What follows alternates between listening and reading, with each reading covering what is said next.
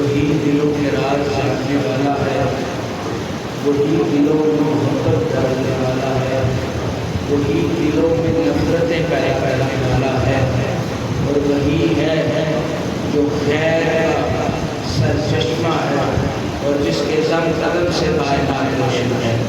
درود ہو نبی مقرب، نبی محتشم، سرور کائنات، سید الانبیاء والمرسلین کی ذات پر، وہ بابا مصطفیٰ جو کائنات خیر کے بجائے تحریک ہیں، وہ مصطفیٰ جو اس کائنات کی بہار ہیں، وہ مصطفیٰ جو دین اسلام کا ستون ہیں، وہ مصطفیٰ کہ جن کی وجہ سے لوگوں کو اپنے اعمال سے بھروسہ اٹھ کر ذات مصطفیٰ پر بھروسہ بڑھتا گیا۔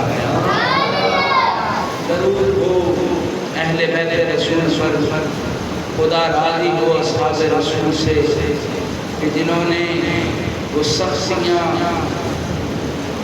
میں شخصیوں کو بھی یوں کہوں گا کہ جن شخصیوں میں پاک رسول اللہ صلی اللہ علیہ وسلم کی معیت حاصل ہو، وہ شخصیاں نرمیوں میں تبدیل ہو جاتی ہیں، اور جہاں عشق ہو وہاں لوگ یہ کہتے ہیں کہ محبوب کے در کی مٹی بھی اس کائنات میں سب سے افضل ہے، ہو نہ ہو اس در پہ بیٹھنے والے کتنے ہوتے ہیں۔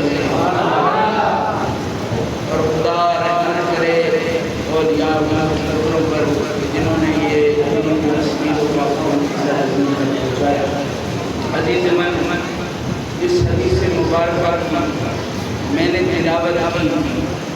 محرم الحرام کا مہینہ ہے، آج 12ویں بھی ہے، اور اس کے ساتھ ساتھ امام حسین عالی مقام کی آج شہادت کو 2 دن گزرے ہیں۔ اس میں معیوب لگتا ہے کہ کسی اور موضوع پر بات کی جائے۔ عزیز من، کل پرسوں میں کسی کے تحریر پڑھ رہا تھا، وہ یہ کہہ رہے تھے کہ اگر اس محرم میں آ کے بھی آپ کا امام یا آپ کا خطیب اہل بیت رسول پر گفتگو نہیں کر رہا تو سمجھیں یا تو امام بدلیں یا اپنی نسلوں کا یزیدی ہونے کے لیے تیار ہیں۔ عزیز من، محبت رسول سرچشمہ ہدایت ہے۔ جب بھی کسی کی بات مانی جاتی ہے اس کے رشتے کی وجہ سے مانی جاتی ہے۔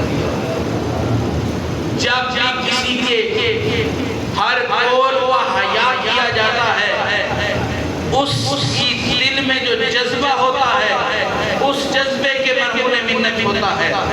عزیز من،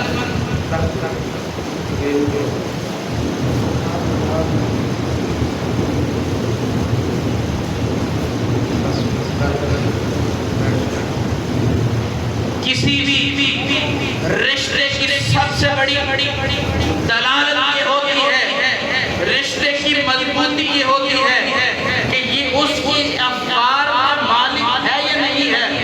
یعنی آپ اس امام کو دیکھیں کہ جو آپ کا امام قرآن پڑھاتا ہے، پڑھتا ہے، امامت کرتا ہے، کرواتا ہے، آپ دیکھیں گے کہ امام نیک ہے، نیک کیسے ہے، اس کو پرکھنے کی سب سے بڑی قسمت یہ ہوگی کہ آپ دیکھیں گے کہ امام قرآن پر عمل کتنا کرتا ہے۔ یعنی انسان کا قرآن سے، حافظ کا قرآن سے رشتہ معلوم کرنے کے لیے، یہ نتیجہ عکس کرنے کے لیے کہ اس کی دوستی کتنی قرآن سے ہے، دیکھنا پڑے گا کہ اس کی زندگی میں عمل کتنا قرآن پر ہے۔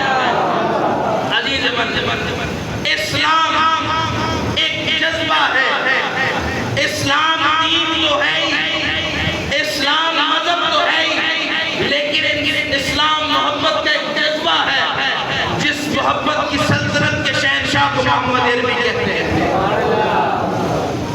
اسلام سے مسلمان کا رشتہ، یعنی آپ انسان ہیں، جس مذہب سے ہیں، عیسائی ہیں، تو آپ کو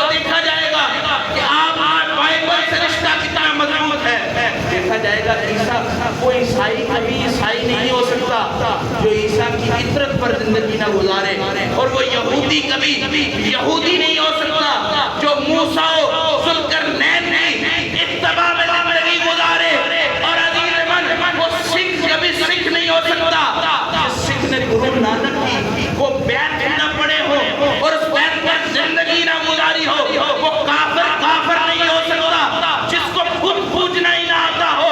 ارے وہ کافر کیسا جو خود کے سامنے کھڑے ہو کے اس کا نام پوچھنے لگ جائے اور اس کے رنگ اس کے اشخاص پوچھنے لگ جائے، اور یہ کھڑا ہو کر کہ یہ بت بارش والا ہے یا یہ بت جو جناب خوشحالی والا ہے، بت پرست اصل میں وہی بت پرست ہے جس کو پتا ہو کہ میں بارش والے کے سامنے جھکنے آیا ہوں، میں پرانے کے سامنے جھکنے آیا ہوں۔ اب باری آ گئی مسلمان کی، اے اسلام والے تیرا دین سے رشتہ کیا ہے؟ تو اسلام والا آنکھیں بند کر کے یہ کہتا ہے جدھر جدھر محمد جاتے ہیں مسلمان کا دین وہاں جاتا ہے۔ اب میں آپ سے عرض کرنا چاہتا ہوں محمد کے قدم کہاں کہاں بڑھتے ہیں، محمد پاک کی روشنیاں کدھر کدھر تک پھیلی ہوئی ہیں۔ عزیز من کوئی شہنشاہ کچھ مربع میل کا، کچھ شہنشاہ کچھ ممالک کا، کوئی بادشاہ کوئی کسی سلطنت کا۔ عزیز من سلطنت چھوٹی بڑی ہو سکتی ہے، رعایا عام زیادہ ہو سکتی ہے، لیکن اس سلطنت کا کوئی فائدہ نہیں جس کے رہنے والے اپنے حکمران کو اچھا نہ جانے، جس کے رہنے والے اپنے بادشاہ کو اچھا نہ جانے۔ ارے محمد اس سلطنت کا بادشاہ ہے جو رب کی بنائی ہوئی ہے۔ اگر گزرنے نکلو تو مربع میل کو دیکھنے نہ لگو، دیکھو جس دل میں محمد بستا ہے وہاں تک محمد کی سلطنت۔ عزیز من پاک رسول اللہ صلی اللہ علیہ وسلم اس دنیا میں سب سے خیر ہے۔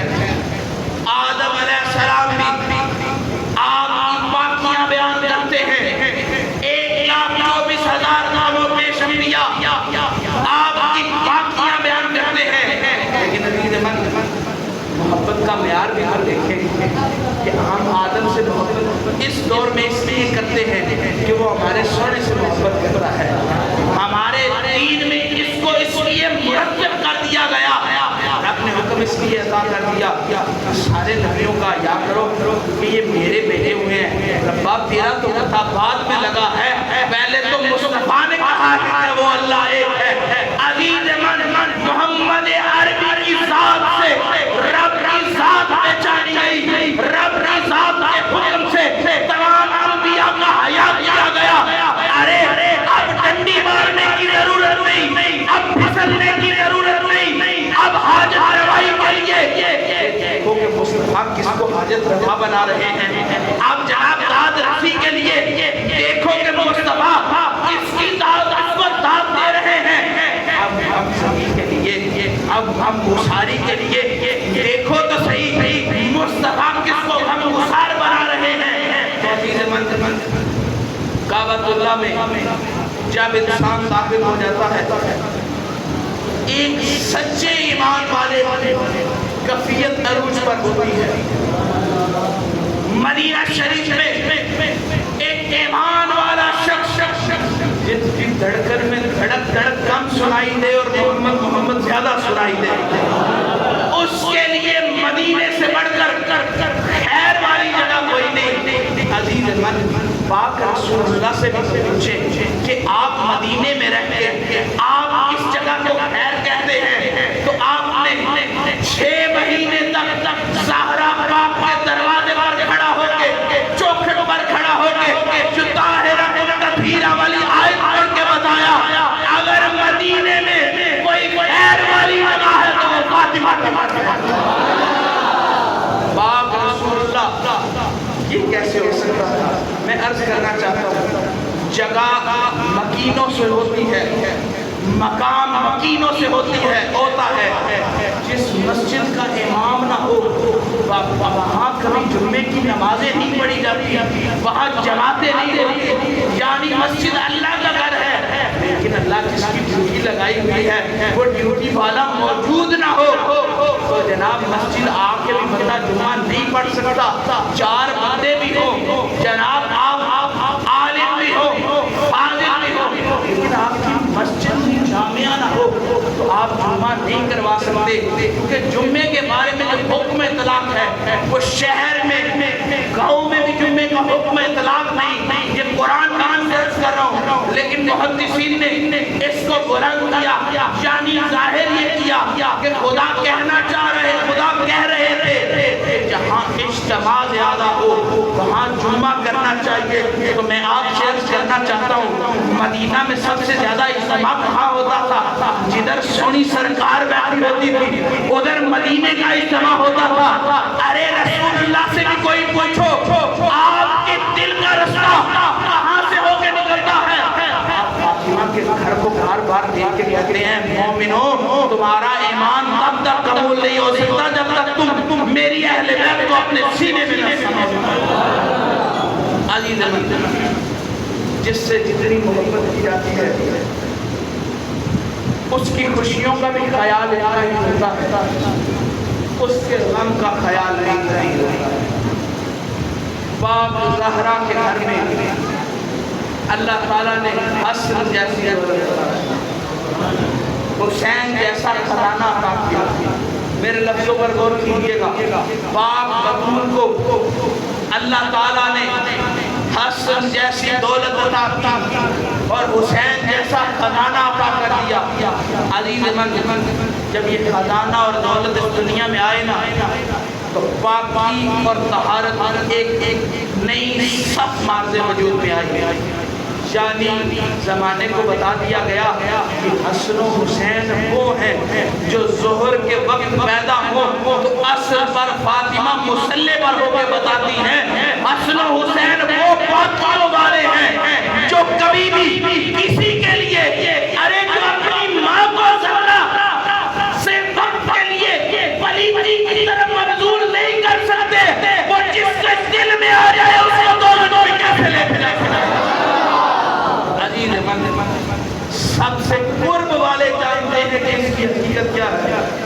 مگر حسین بیٹھا ہوا ہے، اس کا بھائی شاہ زمان ہی جانے گا اس کے گھر میں اس کی حقیقت کیا ہے.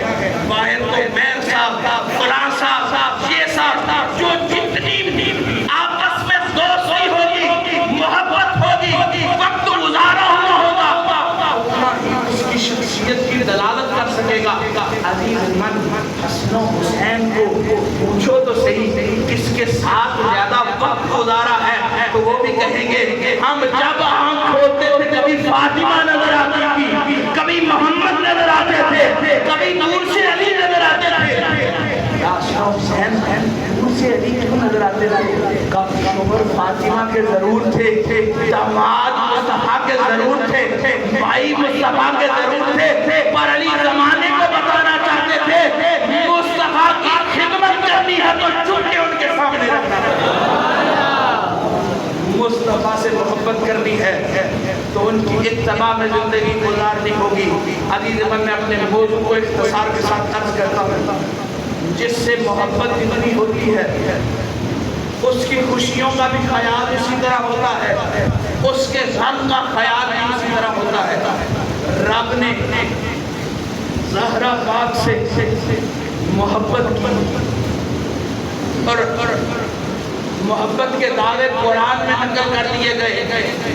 پاک رسول اللہ صلی اللہ علیہ وسلم کو کی زبان اطہر اس بات کو واضح کرنے لگے کہ جناب فاطمہ سے بڑھ کر خیر کوئی نہیں اور فاطمہ سے پاک رسول اللہ جتنی محبت کرتے ہیں اتنی کوئی محبت نہیں کرتا. جملے کو سمجھیے گا، بات کو غور سے سمجھیے گا. اے زہرا پاک آپ کو کس چیز سے محبت ہے؟ تو آپ کہتی ہیں رات لمبی ہو میں سجدہ کرتی جاؤں اور میرا سجدہ نہ ختم ہو، کئی راتیں گزر جائیں، زہرا آپ نے رب کو سجدہ کرتی رہے. رب نے کہا زہرا آپ میں سجدے سے اتنی محبت ہے جب تمہیں اولاد بھی ایسی دی جو پیدا بھی ہو جائے گی تمہارے سجدے میں خلل نہیں آئے گا. جہاں حسن پیدا ہوگا یہاں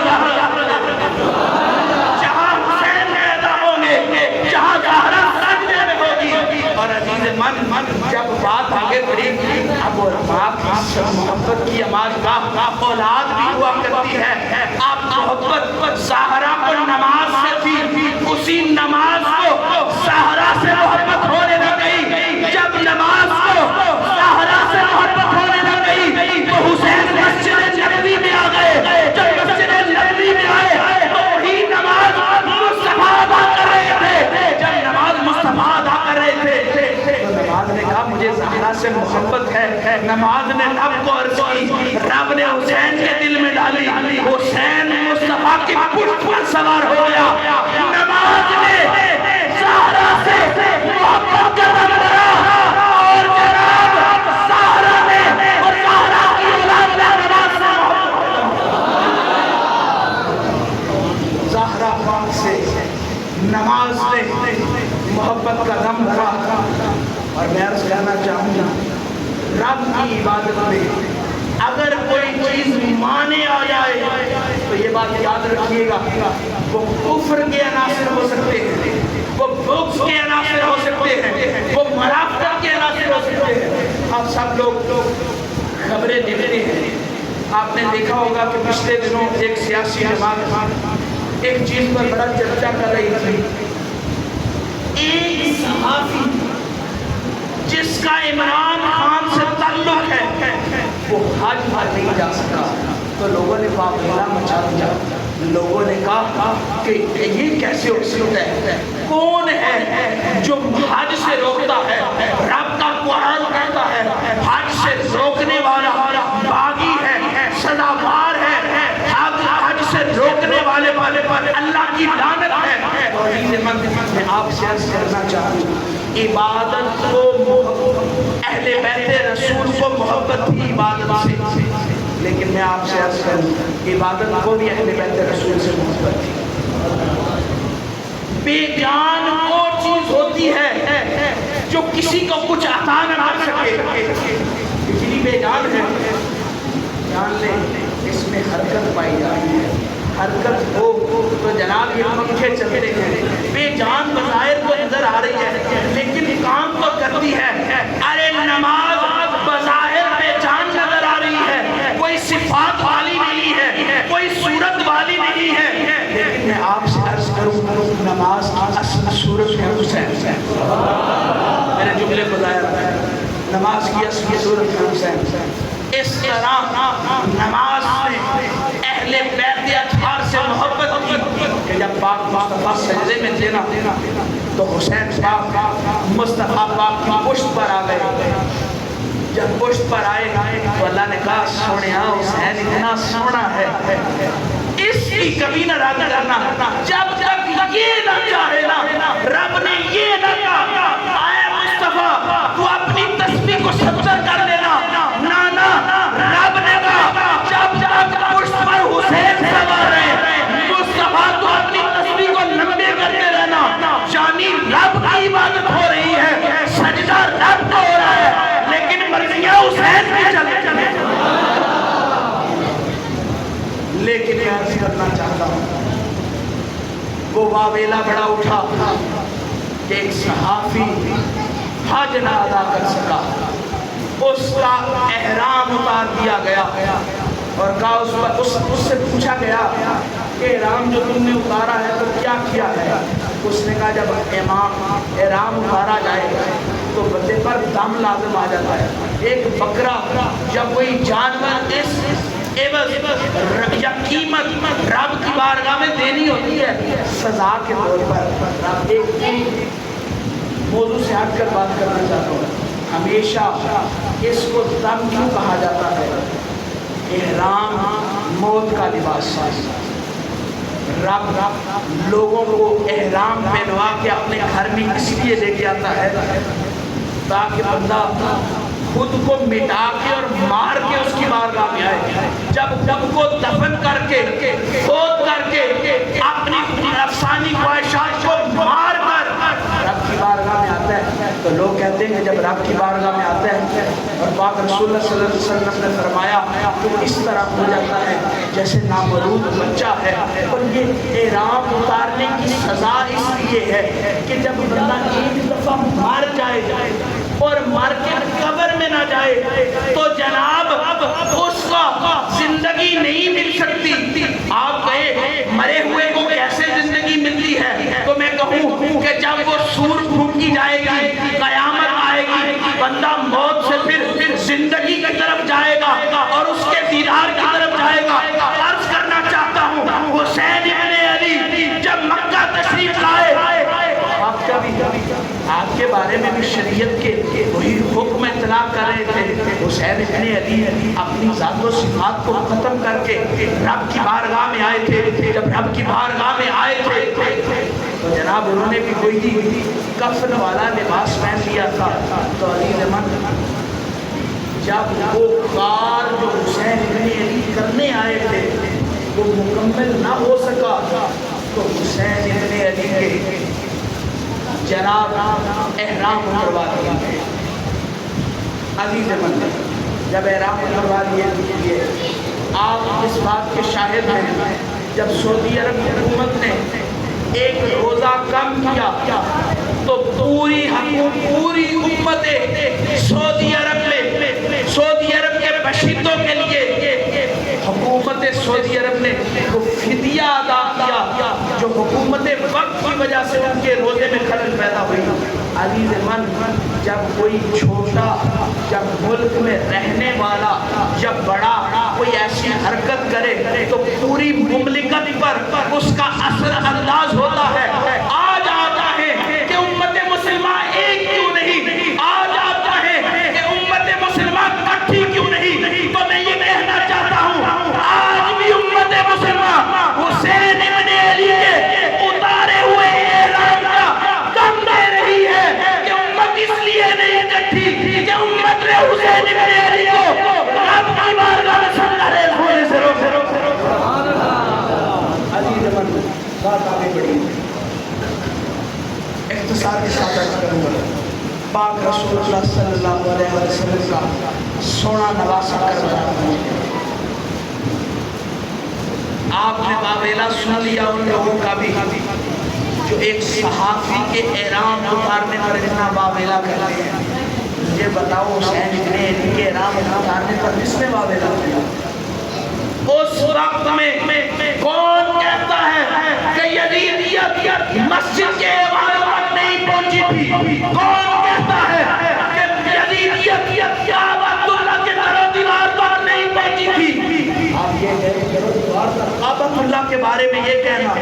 میں عرض کرنا چاہتا ہوں جب کعبہ کے طواف کرنے والوں کی غیرت مر جائے نا تب یزیدیت ان کے دل میں ہوتی ہے اور وہ کعبہ کا طواف بھی کرتے رہے وہ چکر ہی ہوتی ہے رب ان کو کبھی طواف قبول نہیں کرتا. عزیز حسین ابن علی کربلا کی زمین پر آ گئے. پاک حسین اتنے شہنشاہ تھے آج بھی زمانہ ان کی سر قریب زمین کے صدقے کھا رہا ہے. عراق والوں سے پوچھو اے عراق والوں حکومت کیسے چلتی ہے؟ وہ کہتے ہیں جیسے سعودیہ مدینے والے کے در کی خیرات سے چلتا ہے ہم عراق والوں کا ملک بھی حسین ابن علی کی خیرات سے چلتا ہے.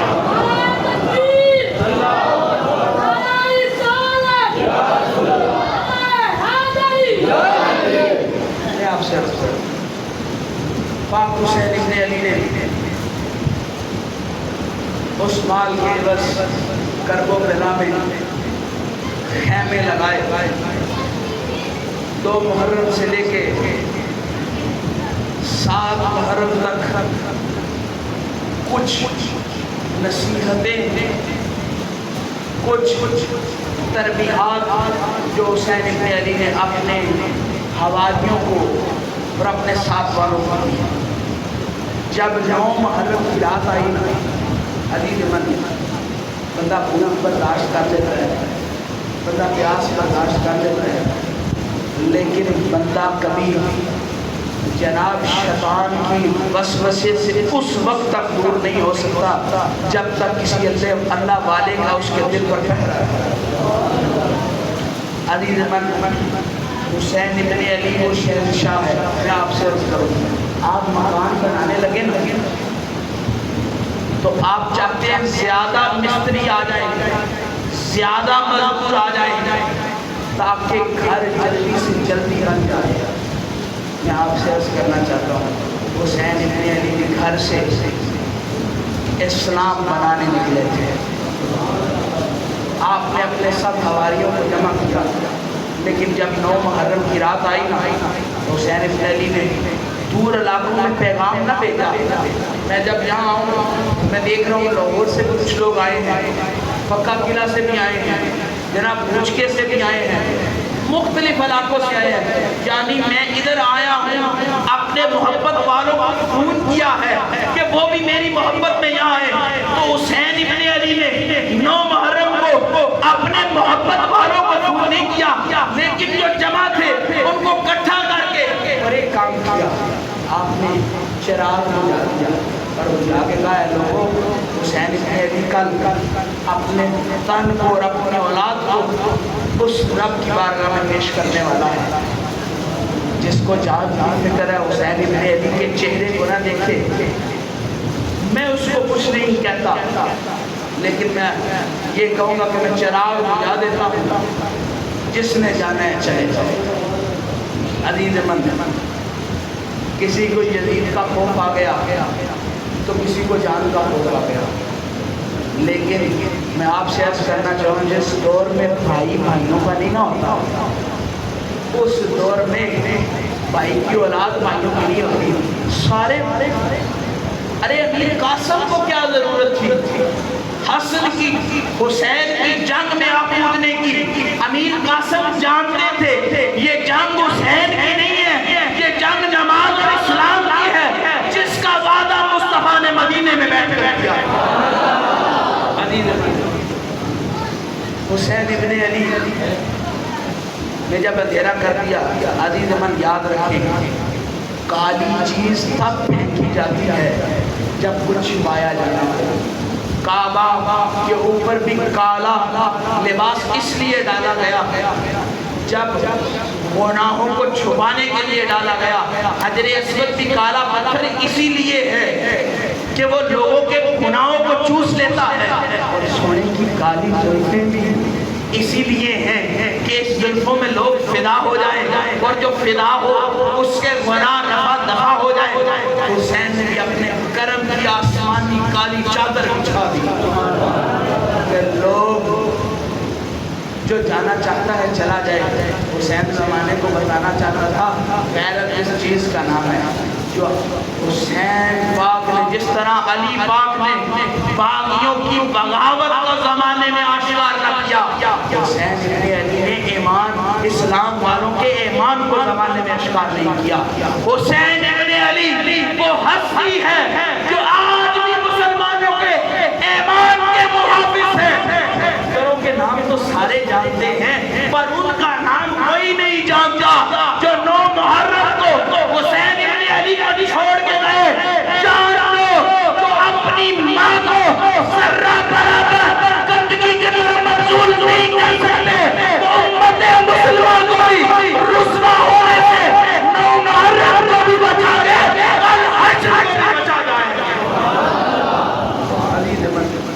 حسین بردباری کا وہ پہاڑ ہے، حسین جرم کا وہ پہاڑ ہے، حسین بہادری کا وہ پہاڑ ہے، حسین صبر کا وہ پہاڑ ہے، حسین استقامت کا وہ پہاڑ ہے۔ وہ اس دور کے جدیدوں سے بھی نہ توڑا گیا اور اس دور کے جدیدوں سے بھی نہیں توڑا گیا۔ عزیز من، حسین پاک نے مسلمانوں کی مسلمانیوں پر پردہ ڈالا۔ عزیز من، باپ اپنی بیٹی کے عیبوں پر تو پردہ ڈال سکتا ہے، لیکن کبھی اپنی بھائی کی بیٹی کے پردوں پر عیب پر پردہ نہیں ڈالے گا۔ رب بھائی اپنی اولاد پر جناب اس کے سر پر گناہوں کے بوجھ سے بچنے کے لیے خود جھوٹ بھی بول لے گا، قسم بھی اٹھا لے گا، لیکن کل قیامت کو حسین ابن علی سے کوئی پوچھے اے حسین ابن علی، اللہ پوچھے اے حسین ابن علی مجھے تو بتا، لوگوں کو بتانے کے لیے اللہ تو سب جانتا ہے۔ ارے میں یہ کہتا ہوں موسیٰ ہی حسین ابن علی کے پاس آ جائے، ان کے دادا ابراہیم ہی آ جائیں اور کہے حسین ابن علی بتا تو صحیح وہ کون تھے جو تمہیں چھوڑ کے گئے؟ حسین کہے گا میں نے تو دیا بجھا دیا تھا، وہ رب جانتا ہے یا رب کا رسول جانتا ہے۔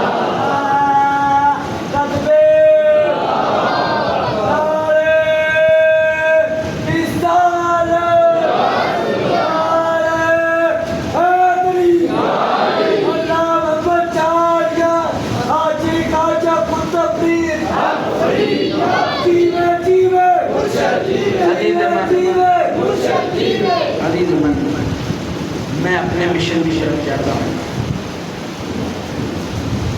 شیر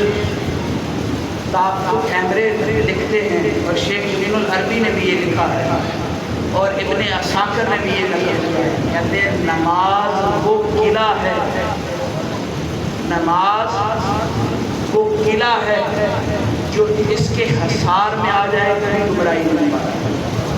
پاک رسول اللہ صلی اللہ علیہ وسلم نے فرمایا ہے کہ نماز میری آنکھوں کے لکھ ہے۔ پاک رسول اللہ صلی اللہ علیہ وسلم نے فرمایا ہے کہ نماز دین کا ستون ہے۔ پاک رسول اللہ صلی اللہ علیہ وسلم نے فرمایا ہے کہ برائی نماز برائی کی کاموں سے روکنے والا عمل ہے۔ عزیز من، آپ وہ اذان ہوئی جس جیسی اذان نہ بلال دے سکا، جس جیسی اذان نہ آج تک کوئی دے سکا۔ اب علی اکبر کو حسین نے کہا، اے میرے نانا کے حسن رکھنے والے، اے میرے نانا کی شباب رکھنے والے۔ لوگ کہتے ہیں نبی پاک نے سارے خیر والے کام کیے لیکن اذان نہ دی۔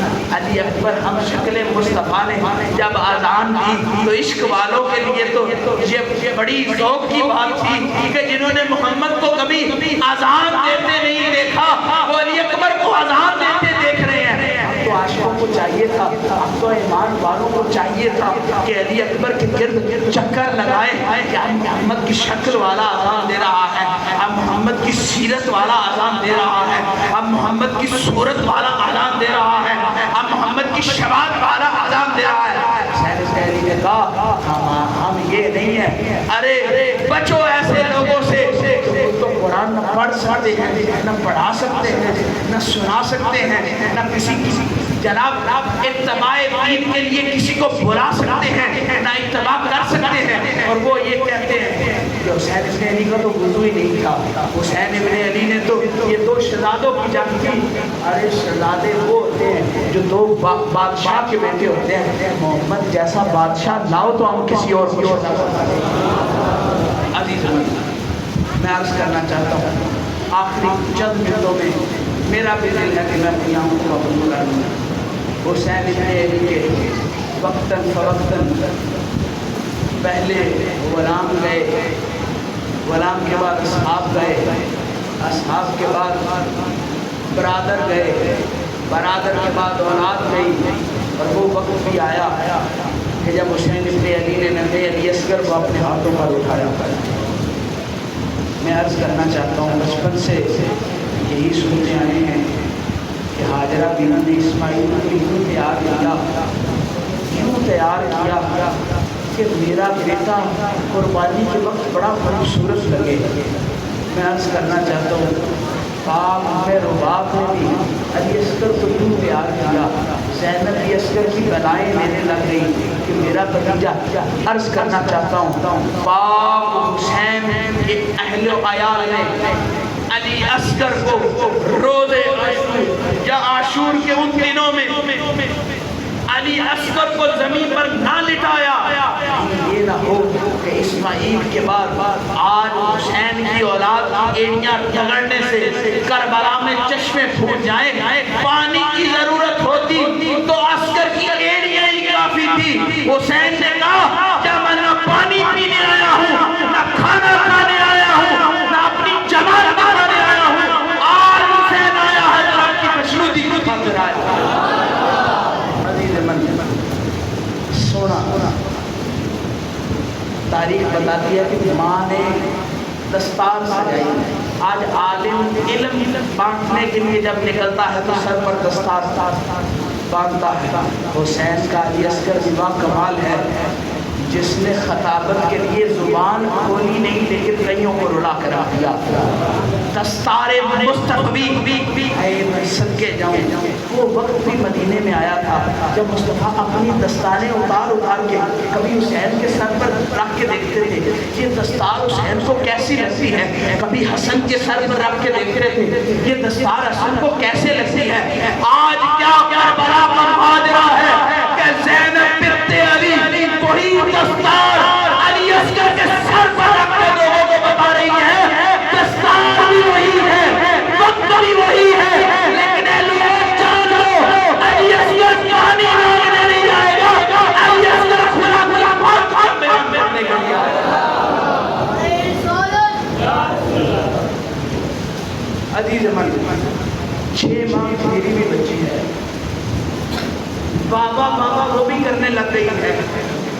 ماں کی صدائیں بلند کرنی اس کو بھی آ گئی ہے، بیٹھنا اس کو بھی آ گیا ہے، لیٹنا اس کو بھی آ گیا ہے۔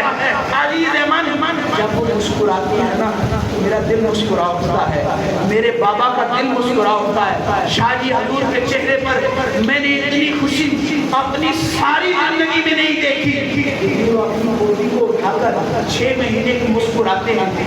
عزیز من، 1400 صدیوں بعد آج اپنا دادا پوتی اور پوتے سے یوں پیار کرتا ہے کہ دنیا کے غم بھول جاتا ہے۔ خدا کی عزت کی قسم کھا کے کہتا ہوں یہ منبر رسول ہے، میں جتنا بھی پریشان ہوں اپنی ننھی سی 6 ماہ کی بچی کو جب سینے سے لگاؤں تو سکون کا وہ دریچہ ملتا ہے جو کبھی نہیں ملتا، کہیں نہیں ملتا۔ عزیز من، میں اس کو سکینہ سمجھ کے اٹھاتا ہوں کہ مجھے حسین ابن علی کے عسکر کے صدقے وہ ملی ہے۔ میں عرض کرنا چاہتا ہوں آج مجھ جیسا باپ جس کا نہ عمل ہے نہ کوئی خصوصیت ہے، وہ اپنی اولاد کو دیکھ کے اتنا مسکراتا ہے۔ عزیز من، حسین کی مسکراہٹ کا عالم کیا ہوگا جب عسکر کو وہ خیمے سے باہر لے کے ان یزیدوں کے سامنے لے کے آیا ہوگا۔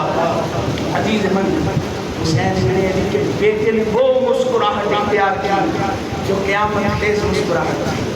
عزیز من، آپ لوگوں نے ایک فنی کلپ سنا ہوا ہے، اس میں لوگ کہتے ہیں کہ کچھ لوگ ایسے ہوتے ہیں جن کو کبھی رونا نہیں آتا، وہ ہنسنا کبھی بھولتے ہی نہیں ہیں۔ عسکر وہ شیر جوان تھا جس نے رونا سیکھا ہی نہیں تھا۔ کوئی ایک مورخ بتا دے جو علی اصغر نے کہ روتے ہوئے چولہے کا ذکر کرے، جو علی اصغر کا پیاس سے بل کلانا ذکر کرے۔ علی اصغر پتہ ہے کب رویا؟ جب حسین نے یزیدیوں کے سامنے ایسے بلند کیا تو علی اصغر نے رو کے زمانے میں بتایا میں کلام نہیں کر سکتا پر میرے رونے کا درد سمجھ لو، میں محمد کے پاس جا رہا ہوں، محمد کے خدا کے پاس جا رہا ہوں۔ آج اصغر محمد کو بتائے گا کہ تم نے حسین ابن علی کے ساتھ کیا رویہ۔ عزیز من، اصغر کا وہ خطاب یزیدیوں کے ایوانوں میں لچکا بنا گیا۔ عزیز من، حرملہ کہتا ہے کہ میں نے بڑے بڑے شاہ سواروں کو زیر کیا، میرا کبھی نہ تیر کانپا۔ اکیلا اصغر ایسا شیر جوان تھا، ایسا مرد تھا کہ جس کے سینے پر تیر چلانے کے لیے حرملہ کے ہاتھ کانپ گئے۔ عزیز من، دشمن سمجھ رہا تھا کہ یہ کتنے باقیوں والے ہیں۔ حسین نے اکھاں کھول کے دیکھ حسین ہمیں۔ عزیز من، یزیدیوں کو بار بار حسین نے کہا اکھاں کھول کے دیکھ حسین ہمیں، بار بار یہ ان کو باور کرایا کہ اے لوگو، اے یزیدیو، اے مسلمانوں، تمہارے درمیان کوئی فاسق و فاجر نہیں کھڑا، ہمارے درمیان حسین ابن علی کھڑا ہے جس کو مصطفیٰ نے فرمایا حسین منی وانا من الحسین۔ عزیز من، صبر وہ کسی کام کا نہیں جو باپ صبر کا محل تو بنائے بیٹا اپنی بے صبری سے توڑ دے۔ حسین کہ علی اصغر نے کہا میرے بابا نے کئی سالوں سے یزیدیوں کے اس پرفتن دور میں صبر کا وہ مقام ظاہر کیا۔ اب اصغر کو یہ شایع تو نہیں، چاہے 6 ماہ کا شیرخوار ضرور ہے پر اصغر جیسا پتر اللہ سب کو دے جو 6 مہینے کا ضرور ہے لیکن اپنی باپ کی عزت پر کھڑا ہوا ہے، اپنے نانا کے دین پر کھڑا ہوا ہے۔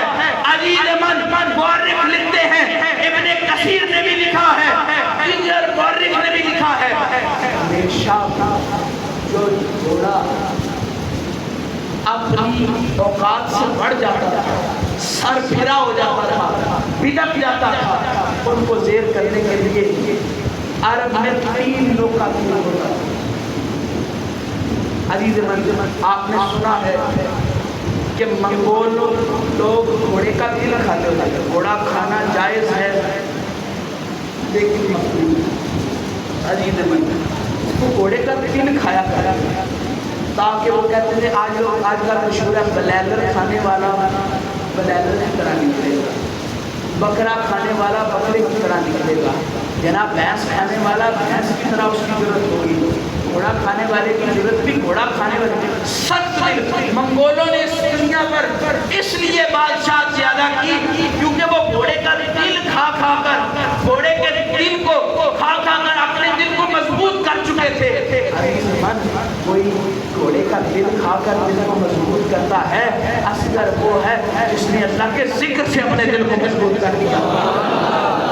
جہاں گھوڑے کے، اور جب بھی گھوڑے پر وہ تین لوکا سادہ جاتا تھا نا تو اس کے دل کا نشانہ لیا جاتا تھا تاکہ سیدھا دل پر لگے، تو یہ سخت چیز پہلے ختم ہو جائے، گھوڑا خود کو خود زمین پر آ جائے گا۔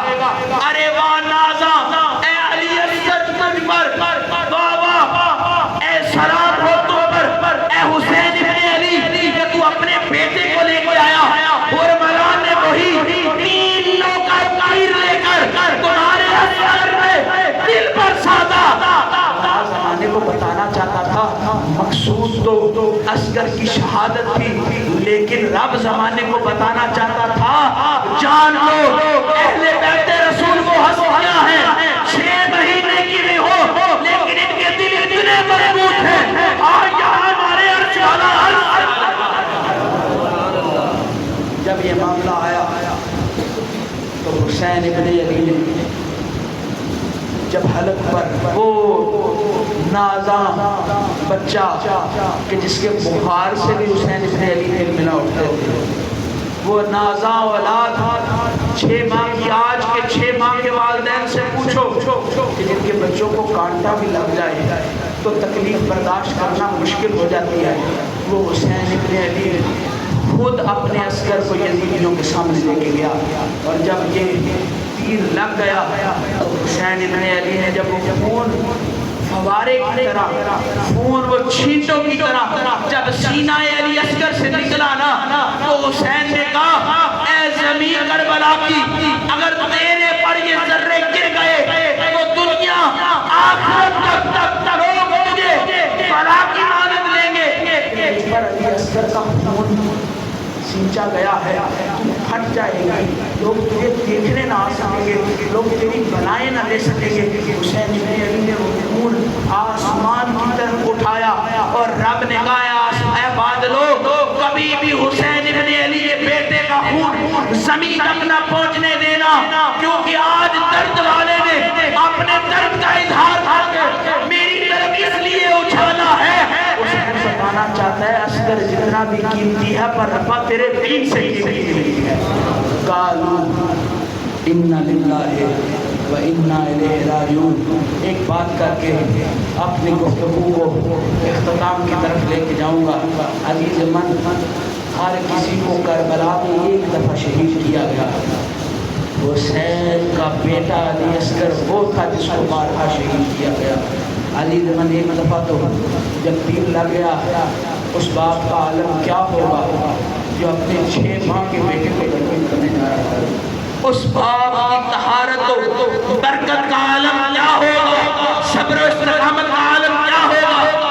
اپنے 6 ماہ کے بچے کو قبر میں ڈالے، جب حسین ابن علی نے علی اصغر کو قبر میں ڈالا تو جب کربلا کا مارکا حل ہو گیا نا، یزیدی اپنے مشن میں کامیاب ہو گئے، تو علی رحمت انہوں نے کہا وہ نمونہ بچہ کدھر ہے جس کو کربلا نے تیر مارا تھا؟ تو انہوں نے کہا، ایک نے کہا میں نے حسین ابن علی کو دفن کرتے دیکھا ہے۔ تو علی رحمت ظالموں نے کربلا کی ریت پر نیزے مارنے شروع کر دیے۔ جب یہ معاملہ آیا تو ایک نیزہ ماں بیٹھ کر دعا کر رہی تھی، ماں بیٹھ کر عرض گزاریاں کر رہی تھی، ربا ریت میں نیزہ ضرور جائے پر میرے اصغر کو نہ لگے، ربا ریت میں نیزہ ضرور جائے پر میرے اصغر کا کوئی نام و نشان نہ ملے۔ لیکن وہ ہونا تھا جو رب کو مقصود تھا۔ اب ظالم نے ریت میں نیزہ مارا، اب اکیلا نیزہ باہر نہ آیا، حسین ابن علی کے بیٹے علی اصغر کی لاش بھی نیزے پر آ گئی۔ عزیز من، کافروں کا، ان لوگوں کا، ان یزیدیوں کا دل تب بھی نہ بھرا۔ یہ کیسے کیسے ہو سکتا ہے؟ ہم نے حسین کا سر بھی تن سے جدا کر دیا، علی اکبر کا سر بھی تن سے جدا کر دیا، قاسم کا سر بھی تن سے جدا کر دیا۔ ارے قاسم تو وہ تھا جس کے جسم کی بوٹیاں بوٹیاں رہ گئی، ارے عباس کے شانے بھی جدا کر دیے، سر سے تن سے سر بھی جدا کر دیا، اونو محمد کا سر بھی تن سے جدا کر دیا۔